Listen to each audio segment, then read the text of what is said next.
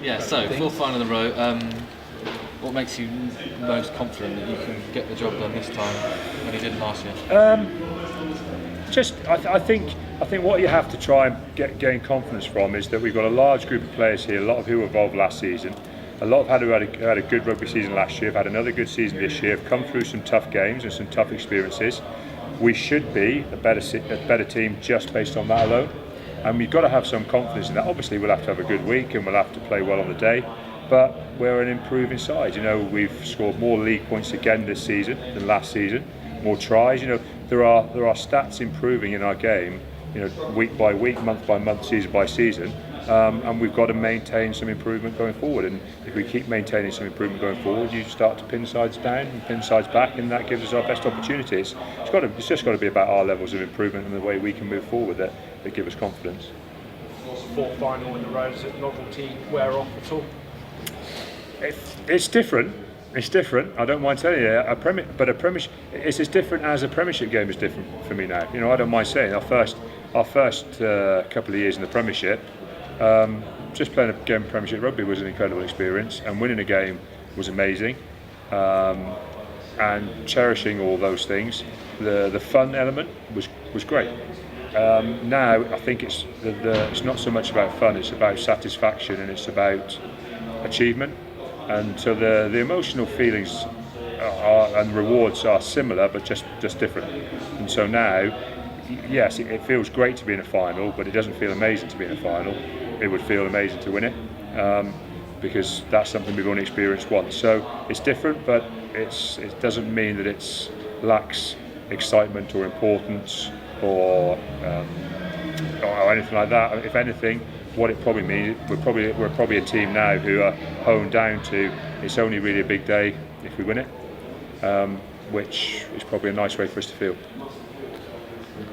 How close were you today to your optimum gauge? We're a little way off, I think. A little way off. Not.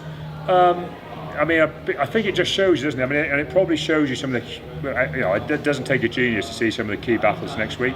There's an example there where we're 2 scores up, we're looking pretty good and pretty controlled, and what do for the next 10 minutes? We can't exit. We kick 3 box kicks out on the full, having recovered our first one, which gave us our first piece of field position. That's typically something Saracens are fantastic at. We failed to do that 3 times in a row, which led to a try, a yellow card and some pressure on us. The flip side of that, you look into the second half and we box kick out, we regain the ball, Dave Ewers gets on the front foot, we get some width on it, and all of a sudden we're scoring a try. And it does show you that actually momentum shifts can be built around what seem like relatively simple moments of the game. Obviously they're not. They demand a huge amount of accuracy and a huge amount of work rate and competition and ability to compete for ball in the air and to win that middle third of the field. But you can just see how the momentum shift can happen so quickly. And if we want to be successful next season, that's something we will have to be optimal at. Our competition for the ball in the air, the way we set to get those exits correct, the way we can pressure Saracens out of that situation. That's just one key area that they were very dominant in today against Gloucester, that we'll have to be optimal at. And so there are some levels of improvement there for us, but there's some level of improvements we know we can make. You brought Tom O'Flaherty in if there was the only change. How difficult a change was that, and how impressed were you by his try and how he played? Any change to a winning team is difficult. Ollie Woodburn as well has had a good season for us and a good player and has some outstanding qualities. But actually, there are some other qualities that guys can show you week by week in training. Tom's been in and out of the team. He's played exceptionally well. He's a guy who's had to take some kind of emotional highs and lows. And I made it clear to him 2 or 3 weeks ago that sometimes, Tom, you just get your head down and work hard, and you never know what opportunity might arise for you. That's what he's done. He's got some hard work done. He's taken the blows a little bit. We decided to make the change, and he showed the qualities we were expecting him to show. He's flat out in kick chases, competition in the air. Like I say, he wins our first kick chase turnover. Worked extremely hard in defence all through the game, and then when the opportunity came, he showed fantastic finishing powers, as good a finish as you see from any winger in the country. That finish he had today, and I'm just delighted for him that his hard work has been rewarded.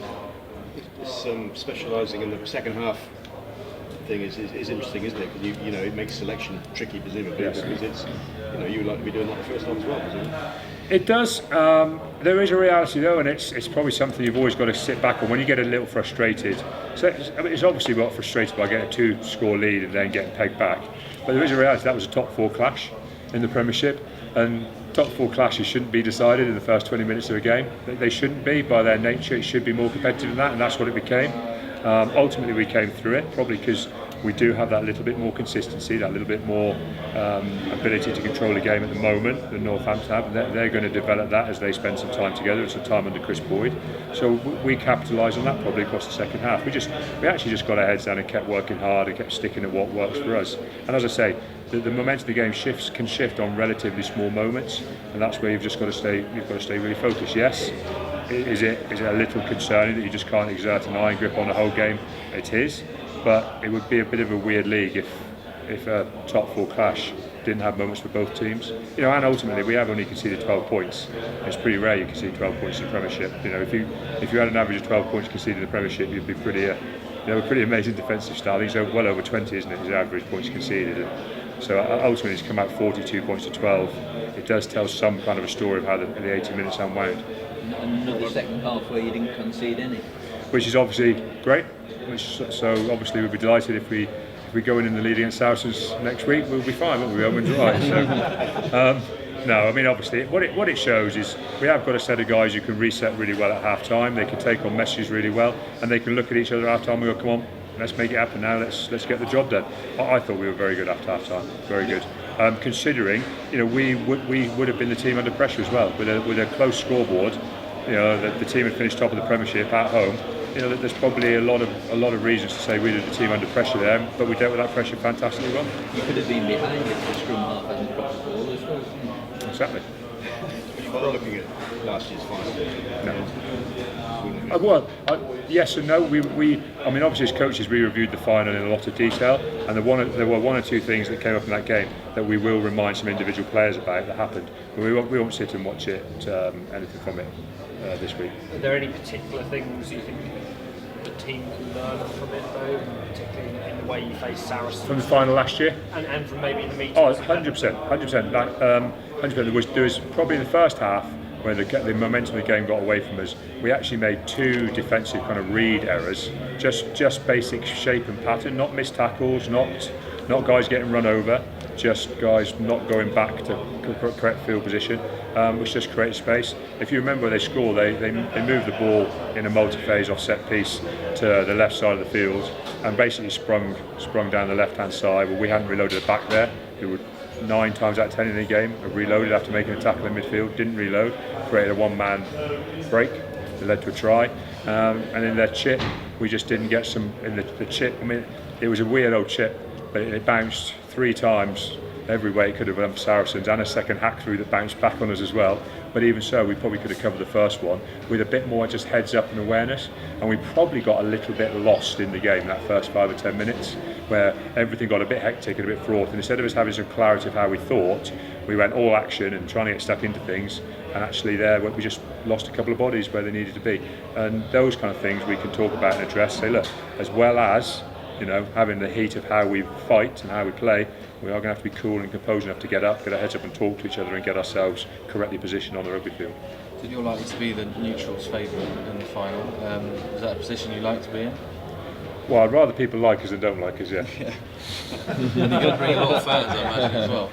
Yes. I mean, listen, there'd be nothing more fantastic than the tomahawk chop ring around Twickenham at the end of the game with that. But at the same time, it's also a big disappointment when you don't play well in front of that kind of crowd. That's why we've actually got to keep things quite simple for ourselves and just focus on playing well. If we got them play well, you can't really come away with too many complaints. What I want us to do is just go and put our best foot forward. If Saracens beat us, great. Congratulations to them. But we're really going to focus on what we can add to the game. Was Henry Slade coming off just a tactical? Yeah, he's just started to stiffen up a little bit. There's no injury. I think he might have just been starting to cramp a little. Did everybody come off fit? We brought everyone off fit, yeah. Did you keep any eye at all on the earlier semi-final today? Or? No, we watched it down in the office. Oh, you did? Okay. Yeah, I watched it down in the office. I was doing a bit of work on a little bit of player recruitment at the same time. Was watching the game. Probably panned out a little bit how you'd expect, where Saracens just show how they can control territory and momentum and capitalise on it really well. I wasn't watching it in detail. We'll have a good look at it in detail tomorrow. As I say, we've done all the work on the other games, so one more game to break down. It's not the end of the world, and as I said, I've just said to the lads, I actually don't want them to think about Saracens too much tonight and tomorrow. I actually want them to mentally and physically refresh and come into Monday just feeling fresh and feeling ready to take on the messages from on Monday, and then we'll move on with the week. The commentary was suggesting that this Saracens team is better than even the ones that have been winning for the previous few years. This Exeter team's better than the Exeter teams that have done quite well in the last few years, so hopefully that will be enough. You said you were working on player recruitment. I'm always working on player recruitment. It's always working Who on have you player signed? recruitment. Oh, I haven't signed anybody. Thank you, guys.